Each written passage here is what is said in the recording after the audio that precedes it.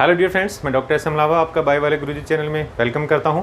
Friends, last class में हमने living word का फर्स्ट पार्ट पढ़ा था और उसमें लिविंग्स के जो कैरेक्टरिस्टिक थे उनको डिस्कस किया था। उसमें जो दो कैरेक्टरिस्टिक हैं, ग्रोथ एंड रिप्रोडक्शन, उनके अबाउट में हमने काफ़ी डिस्कशन किया। काफ़ी इंपॉर्टेंट पोर्शन था वो। ऐसे ही आज का पोर्शन भी इंपॉर्टेंट है। इसमें जो नेक्स्ट कैरेक्टरिस्टिक हैं जो है ना, मेटाबॉलिज्म और कॉन्शियसनेस, वो काफ़ी इंपॉर्टेंट है। और इसमें जो मैंने बोर्ड के ऊपर जो भी कंटेंट यहाँ पे एक शॉर्ट समरी लिख रखा है वो एनसीईआरटी, पूरा एनसीईआरटी पे बेस्ड है। और एनसीईआरटी अपने आप में बहुत इंपॉर्टेंट है क्योंकि एनसीईआरटी से ही आजकल क्वेश्चन डिज़ाइन हो रहे हैं और क्वेश्चन डिज़ाइनिंग पे ही फ़र्क पड़ता है। कंटेंट वही है, तो हम उसको किस एंगल से पढ़ें, किस तरीके से पढ़ें, कैसे उसको समझें, तो वो यहाँ पर इंपॉर्टेंट है। तो जब क्लास फिनिश हो जाए उसके बाद में आप इसका स्नैपशॉट ले लीजिएगा। ठीक है फ्रेंड्स, तो स्टार्ट करते हैं। तो स्टार्ट करने से पहले बायो वाले गुरुजी चैनल को जिसने सब्सक्राइब नहीं किया है वो एक बार सब्सक्राइब कर दें, साथ में बेल आइकन को जरूर दबा दें ताकि आने वाले वीडियोज़ के नोटिफिकेशन आपको मिलते रहें। ठीक है फ्रेंड्स, तो चलते हैं, स्टार्ट करते हैं।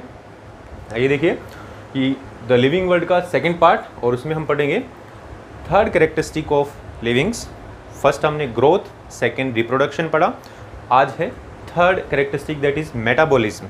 तो फ्रेंड्स, मेटाबॉलिज्म क्या है, तो हम यहाँ पर एक बेसिक कंसेप्ट बता सकते हैं कि एवरी जो सेल होता है हमारे सिस्टम का, बॉडी का, उस सेल में कुछ केमिकल रिएक्शंस परफॉर्म होती हैं। केमिकल रिएक्शंस जैसे आउटसाइड बॉडी के लेबोरेटरी में कुछ केमिकल रिएक्शंस होते हैं, केमिस्ट्री में हम पढ़ते हैं, ठीक वैसे ही यहाँ पर ये केमिकल रिएक्शंस होती हैं। और ये केमिकल रिएक्शंस फ्रेंड, ये अपने आप में काफ़ी महत्वपूर्ण होती हैं। और इन्हीं केमिकल रिएक्शंस को यहाँ पर हम एक वर्ड यूज़ कर देते हैं, बायोकेमिकल रिएक्शंस, बिकॉज ये लिविंग सिस्टम में हो रही हैं।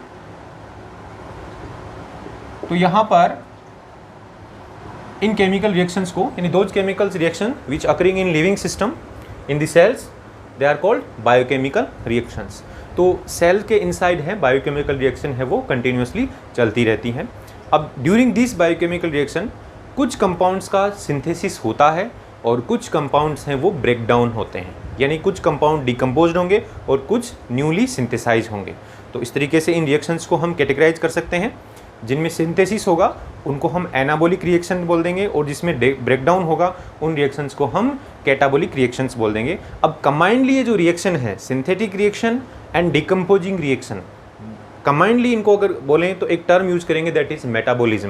यानी anabolic reaction and catabolic reactions को कंबाइंडली बोलेंगे मेटाबॉलिक रिएक्शंस। तो अब इन सभी रिएक्शंस का जो टोटल सम है, यानी sum total of all chemical reactions which are occurring in the body are called metabolism. यानी अब मेटाबॉलिज्म टर्म का बेसिक मीनिंग यहाँ ये निकल कर आया कि हमारी बॉडी के अंदर, इनसाइड द बॉडी, जो भी बायोकेमिकल रिएक्शन या केमिकल रिएक्शन चल रही हैं उन सबको कंबाइंडली हम क्या बोलेंगे, मेटाबॉलिज्म। ठीक है फ्रेंड्स, यानी हमारी एवरी सेल में मेटाबॉलिज्म हो रहा है। तो अब देखिए, मेटाबॉलिज्म ऑल ऑर्गेनिज्म में होता है, सभी ऑर्गेनिज्म शो करते हैं। तो all plants, all animals, all fungi and all microbes, they exhibit metabolism. यानी सब के अंदर मेटाबॉलिज्म होता है, एक जनरल स्टेटमेंट है एनसीईआरटी का। But not shown by non livings, लेकिन जो नॉन लिविंग्स हैं वो मेटाबॉलिज्म शो नहीं करते हैं। ठीक है फ्रेंड्स, ये एनसीईआरटी बेस्ड एक लाइन है जो आपको ध्यान रखना है। अब देखिए, ये जो मेटाबॉलिज्म है ये बॉडी के इनसाइड इन दी सेल तो हो रहा है, यानी सेल्स में तो मेटाबॉलिज्म हो रहा है, बट क्या ये मेटाबॉलिज्म बाहर इसको डेमोन्स्ट्रेट किया जा सकता है? यानी बाहर लेबोरेटरी में, टेस्ट ट्यूब में इस मेटाबॉलिक रिएक्शंस को परफॉर्म किया जा सकता है? तो वी कैन से यस, यानी इनको परफॉर्म किया जा सकता है, यानी दे कैन बी डेमोन्स्ट्रेटेड, यानी पॉसिबल आउटसाइड द बॉडी, यानी डेमोन्स्ट्रेशन है बॉडी के आउटसाइड पॉसिबल है, और आप कह सकते हैं इन सेल फ्री सिस्टम। तो फ्रेंड्स, ये एनसीईआरटी का एक स्टेटमेंट है कि metabolic reactions can be demonstrated outside the body in this cell free system. यानी हमारा जो बाहर का जो सिस्टम है लेबोरेटरी में हमने डेवलप कर रखा है उसमें सेल्स नहीं है, यानी वो सेल फ्री सिस्टम है और बॉडी के आउटसाइड है, और उसमें हम मेटाबॉलिक रिएक्शंस को डेमोन्स्ट्रेट कर सकते हैं।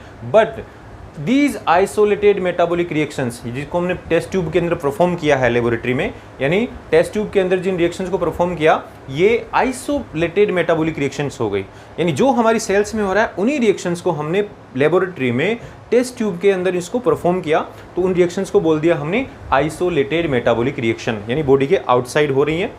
But they are neither living और नॉर नॉन लिविंग, ना तो अब वो लिविंग है और ना ही वो नॉन लिविंग है, क्योंकि हम दोनों ही चीज़ नहीं कर सकते। लिविंग तो इसलिए नहीं है कि वो बॉडी के इनसाइड सेल्स में नहीं हो रही है, और नॉन लिविंग इसलिए नहीं कह सकते बिकॉज वो बॉडी के इनसाइड हो रही है, बाहर भी हो रही है, तो उसकी जैसी रिएक्शंस हैं।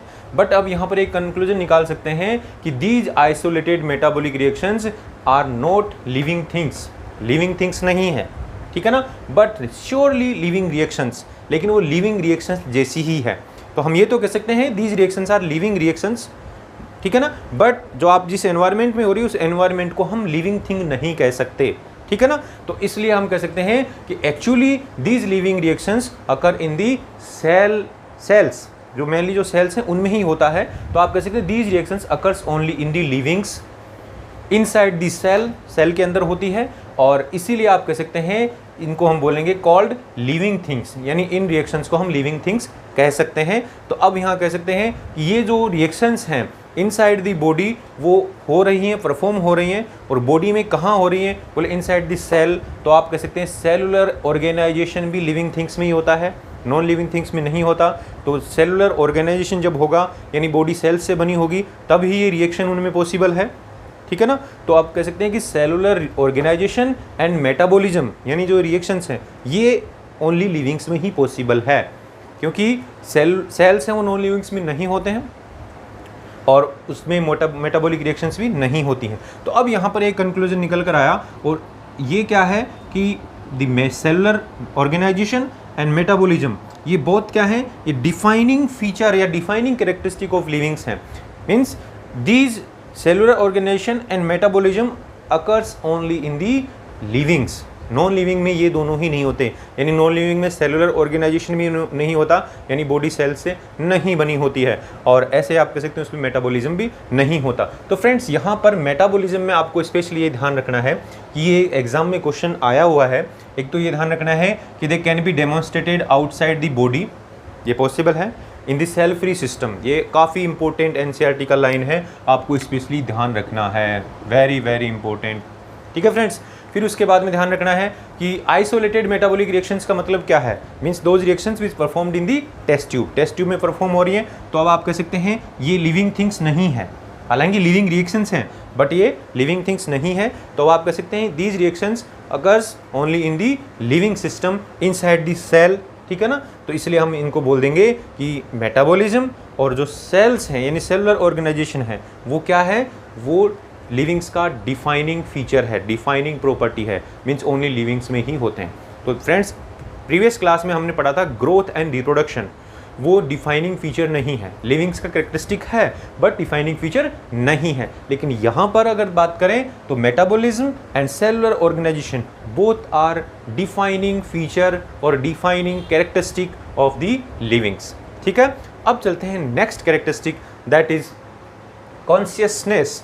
तो कॉन्शियसनेस वर्ड को सुनते ही हमें एक फील होगा कि साहब जो कॉन्शियसनेस का मीनिंग क्या है, means aware, means to aware, यानी कोई भी ऑर्गेनिज्म है वो अवेयर होता है किसके अबाउट, वो aware about the surroundings, aware about it's surroundings, अपने चारों तरफ जो सराउंडिंग्स में जो भी इवेंट हो रहा है उसके अगेंस्ट में वो अवेयर होता है। जैसे मान लीजिए हवा चल रही है तो हमें पता चल रहा है ना, विंटर है तो जैसे ज़्यादा टेम्परेचर डाउन हो रहा है तो हमें पता चल रहा है, समर्स में जैसे टेम्परेचर राइज हो रहा है तो हमें पता चल रहा है, ठीक है ना। ऐसे स्टॉर्म आता है तो हमें पता है कि बाहर कुछ हवा बहुत तेज़ी से चल रही है। तो ये जो भी इंसिडेंट है, नेचुरल इंसिडेंट, ये जो बाहर एनवायरनमेंट में हो रहे हैं तो इनको हम फील कर सकते हैं। तो हम ये कह सकते हैं जो भी लिविंग्स हैं वो क्या होते हैं, वो अवेयर होते हैं अबाउट द एनवायरनमेंट, यानी कॉन्शियसनेस रियल में लिविंग्स में होता है। और रियल में कॉन्शियसनेस का मीनिंग क्या है कि ability to sense, ability to sense and respond to the environmental stimuli, यानी एनवायरनमेंट से जो भी स्टिमुलाई आ रहा है उसको सेंस करना एंड उसके अगेंस्ट में रेस्पॉन्ड देने की कैपेसिटी, यानी ability to sense and respond to environmental stimuli, यानी जो भी एनवायरमेंटल स्टिमुलाई है दैट में भी केमिकल भी हो सकता है, बायोलॉजिकल भी हो सकता है और फिजिकल स्टिमुलाई भी हो सकता है। तो उनको सबको सेंस करते हैं एंड देन उनके अगेंस्ट में रेस्पॉन्ड करते हैं। तो लिविंग्स का एक कैरेक्टरिस्टिक है वास्तव में। तो अब यहाँ पर एनसीईआरटी का एक बहुत ही इंपॉर्टेंट लाइन है, दैट इज कि consciousness is most obvious and technically complicated feature. Consciousness क्या है, मोस्ट ऑब्वियस, यानी रियल में यही एक कैरेक्टरिस्टिक है जो लिविंग्स में होता है। बाकी मेटाबॉलिज्म एंड और सेलुलर ऑर्गेनाइजेशन है बट कॉन्शियसनेस तो बहुत ही ज़्यादा ऑब्वियस हो गया, तो most obvious and technically complicated, यानी ये इतना इजीली नहीं होता, इसमें बहुत सारे इवेंट्स शामिल होते हैं, तो इसलिए आप कह सकते हैं this is the most important line from NCERT. Specially आपको ध्यान रखना है कि most obvious and technically complicated feature is consciousness. ठीक है फ्रेंड्स, अब देखिए कॉन्शियसनेस प्लांट्स भी शो करते हैं। एग्जांपल्स की अगर बात करें तो प्लांट्स कैसे शो करते हैं, they respond to the external factors like light, water and temperature, है ना, इनके अगेंस्ट में ये रेस्पॉन्स देते हैं।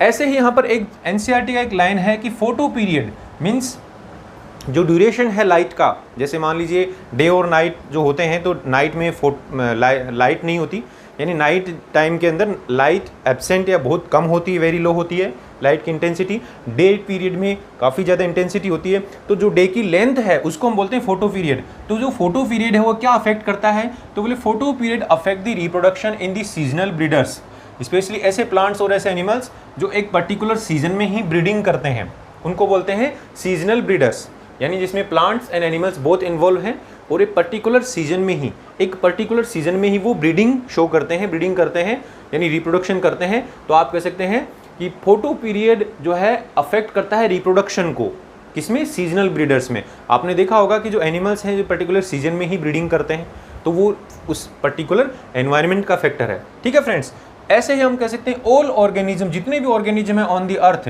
दे are aware of their surroundings, वो अपनी सराउंडिंग से अवेयर होते हैं, तो उनको हम बोलते हैं दे आर कॉन्शियस, है ना, दे शो कॉन्शियसनेस। बट ह्यूमन जो है अकेला ऐसा है दैट शो सेल्फ कॉन्शियसनेस, यानी वो कॉन्शियस है बट वो सेल्फ कॉन्शियस है, यानी इंटरनल जो एनवायरनमेंट है उसमें जो इवेंट्स हो रही हैं उनको वो महसूस कर सकता है, जो भी यहाँ पर कोई बायोकेमिकल चेंजेज आते हैं उनको वो फील कर सकता है ब्रेन के थ्रू और उसके अकॉर्डिंग परफॉर्म कर सकता है। ठीक है ना, यानी जैसे यहाँ पर एग्जाम्पल बात करें, ऊपर हमने बोला सीजनल ब्रीडर्स यानी फोटो पीरियड से, यानी कुछ फैक्टर्स के द्वारा वो कंट्रोल हो रहा है उन्हें ब्रीडिंग, बट इन ह्यूमन उस पर कोई इफेक्ट नहीं है, वो खुद सेंस कर सकता है, जो भी उसके बॉडी के अंदर कुछ बायोकेमिकल चेंजेज आएंगे रिलेटेड टू द रिप्रोडक्शन, तो वो फील करेगा और वो रिप्रोडक्शन के लिए तैयार हो जाएगा, यानी कुल मिला के वो सेल्फ कॉन्शियस शो करता है। तो human is a self conscious animal, है ना, इट शो सेल्फ कॉन्शियसनेस, तो ये स्पेशली आपको ध्यान में रखना है। अब फ्रेंड्स यहाँ कह सकते हैं कि consciousness happens only in the livings, यानी consciousness occurs only in the livings, तो आप कह सकते हैं कि it is a defining property of livings. Clear है, तो अब यहाँ पर ये डिफाइनिंग प्रॉपर्टी है, तो 3 जो कैरेक्टरिस्टिक है उनको डिफाइनिंग प्रॉपर्टी है। First one is metabolism, second one is cellular organisation and third one is consciousness. These 3 characteristic are defining characteristic, defining features, defining properties of livings, तो ये आपको ध्यान में रखना है। अब चलते हैं कि ये जो लिविंग फिनोमेना है, मीन्स कोई भी लिविंग ऑर्गेनिज्म है उसमें ये जो लिविंग रिलेटेड जो कैरेक्टरिस्टिक है वो कैसे आए, ये फीचर्स कैसे आए। तो जो लिविंग फिनोमेना है that occurs due to the underlying interactions, यानी उसकी बॉडी के अंदर, उसकी सेल्स के अंदर कुछ इंटरेक्शंस हो रहे हैं, उसकी बॉडी में कुछ इंटरेक्शंस हो रहे हैं अमंग दी कॉन्स्टिट्यूएंट्स। कॉन्स्टिट्यूएंट कुछ भी हो सकता है, जैसे बॉडी का कॉन्स्टिट्यूएंट वेरियस सिस्टम्स हैं और पर्टिकुलर सिस्टम का जो कॉन्स्टिट्यूएंट है वेरियस ऑर्गन्स हैं। वेरियस ऑर्गन्स का कॉन्स्टिट्यूएंट क्या है, बोले टिश्यूज़ हैं, और टिश्यूज़ का कॉन्स्टिट्यूएंट क्या है, सेल्स हैं, और सेल्स का कॉन्स्टिट्यूएंट क्या है, सेल ऑर्गेनेलिज हैं, और सेल ऑर्गेनेलिज का कॉन्स्टिट्यूएंट क्या है, वेरियस बायोकेमिकल कंपोनेंट्स वो हैं। तो इस तरीके से इनमें आपस में सब में इंटरेक्शन होगा, तब एक रिजल्टेंट एक्टिविटी आएगी और उसको हम बोलेंगे लिविंग फिनोमेना। तो this living phenomena occurs due to the underlying interactions, यानी जो भी इंटरेक्शन होते हैं उनकी वजह से होता है। तो एक एनसीईआरटी का लाइन है, स्पेशली आपको ध्यान रखना है। अब कैसे इसको एग्जांपल को समझते हैं कि आप देखेंगे प्रॉपर्टीज ऑफ टिश्यूज, कोई पर्टिकुलर टिश्यू है वो एक प्रॉपर्टी शो करता है, उसका प्रॉपर्टी है, तो क्या उस टिश्यू में जो प्रॉपर्टी है, क्या उसकी सेल्स में जो कंप्राइजिंग सेल्स हैं, यानी उस टिश्यू में जो सेल्स हैं उन सेल्स में वो प्रॉपर्टी होगी, बोले नहीं होगी, यानी जो टिश्यू में प्रॉपर्टी होती है उसकी सेल्स में नहीं होती। तो अब ये सेल्स से ही टिश्यू बना हुआ है, यानी मैनी सेल्स फॉर्म दी टिश्यू। अब टिश्यू में जो प्रॉपर्टी है उसके सेल्स में नहीं है, तो ये प्रॉपर्टी आई कहाँ से, बोले due to the interaction between the cells of that tissue. उस टिश्यू की जो सेल्स हैं उनमें आपस में कुछ इंटरेक्शन होगा और इंटरेक्शन से एक रिजल्टेंट प्रॉपर्टी आएगी। तो आप कह सकते हैं properties of a tissue are due to interaction among the constituent cells, यानी सेल्स और टिश्यू के अंदर सेम प्रॉपर्टीज नहीं होती हैं, बट सेल्स के इंटरेक्शन से उस टिश्यू में कुछ स्पेशल प्रॉपर्टी आती है। तो आ गया ना यहाँ पे लिविंग फिनोमेना का मतलब वही है कि जो अंडरलाइंग इंटरेक्शन है उसकी वजह से वो प्रॉपर्टीज आ रही हैं। ऐसे ही आप कह सकते हैं properties of a cellular organelle, cell के इनसाइड कोई ऑर्गेनेली होता है लाइक माइटोकॉन्ड्रिया, लाइक क्लोरोप्लास्ट, है ना, देयर आर मेनी ऑर्गेनेलीज। तो अब आप कह सकते हैं उनकी जो प्रॉपर्टी वो किसकी वजह से आई है, तो बोले उनके सेलुलर ऑर्गेनेली है उसका प्रॉपर्टी, और उसके इनसाइड जो कंपोनेंट्स हैं क्या उनका प्रॉपर्टी सेम होता है, बोले नहीं। यानी जो सेल ऑर्गेनेली के इनसाइड जो कंपोनेंट्स हैं उनमें आपस में कुछ इंटरेक्शन होगा और इस इंटरेक्शन की वजह से एक प्रॉपर्टी जनरेट होगा। तो आप कह सकते हैं सेल ऑर्गेनेली की प्रॉपर्टी उनके कंपोनेंट्स में नहीं होती है, यानी सेम प्रॉपर्टी नहीं होती है। तो आप कह सकते हैं properties of cellular organelles are result of interaction among the molecular components of the organelle. उस ऑर्गेनेली में जो भी मॉलिक्यूलर कंपोनेंट्स हैं उनका इंटरेक्शन होने से उस सेल ऑर्गेनेली में कुछ प्रॉपर्टी जनरेट हुआ है, यानी वो मॉलिक्यूल आपस में इंटरेक्ट करेंगे और उस सेल ऑर्गेनेली में एक प्रॉपर्टी जनरेट होगा। तो आप कह सकते हैं ये जस्ट अंडरलाइंग इंटरेक्शन की वजह से लिविंग फिनोमेना जनरेट हो रहा है। अब आप इमेजिन कीजिए, मीन्स सेल कंपोनेंट्स हैं, सेल के जो मॉलिक्यूलर कंपोनेंट्स हैं उनसे सेलुलर ऑर्गेनेली का प्रॉपर्टी, सेलुलर ऑर्गेनेली कंबाइन होकर कुछ फंक्शन परफॉर्म कर रहे हैं, उसकी वजह से सेल में प्रॉपर्टी आ रहा है। वेरियस सेल्स आपस में इंटरेक्ट करके कोई एक्टिविटी परफॉर्म कर रही हैं तो उससे एक टिश्यू में प्रॉपर्टी आ रही है। वेरियस टिश्यूज़ हैं वो आपस में कोई पर्टिकुलर इंटरेक्शन होता है उनमें और उससे एक ऑर्गन जनरेट होता है और उस ऑर्गन में एक प्रॉपर्टी आती है, यानी वो एक ऑर्गन पर्टिकुलर फंक्शन करता है। ऐसे वेरियस ऑर्गन हैं वो आपस में इंटरेक्ट होकर पर्टिकुलर फंक्शन को परफॉर्म करते हैं। तो इस तरीके से आप कह सकते हैं जितना भी लो लेवल से हायर लेवल का ऑर्गेनिज्म है वो आपस में अंडरलाइंग इंटरेक्शन की वजह से ही कुछ प्रॉपर्टीज शो कर रहा है, ठीक है ना। तो इस तरीके से आप कह सकते हैं all the organism are related to each other from low level to upper level, यानी एक हायरार्की बना हुआ है, एक तरीके से उनमें एक सीक्वेंस बना हुआ है। तो अब यहाँ पर आप कह सकते हैं डायरेक्ट एक रिजल्टेंट एक लाइन है आपके एनसीईआरटी में, डायरेक्ट लाइन है कि all the living organism are self replicating, खुद रेप्लिकेट हो सकते हैं, उनमें ऐसा प्रॉपर्टी आ गया है, लिविंग में प्रॉपर्टी है ना, उसी वजह से वो खुद अपना कॉपी बना सकते हैं। इवॉल्विंग, सेल्फ इवॉल्विंग है, उनमें अपने आप ही कुछ बदलाव आते रहते हैं।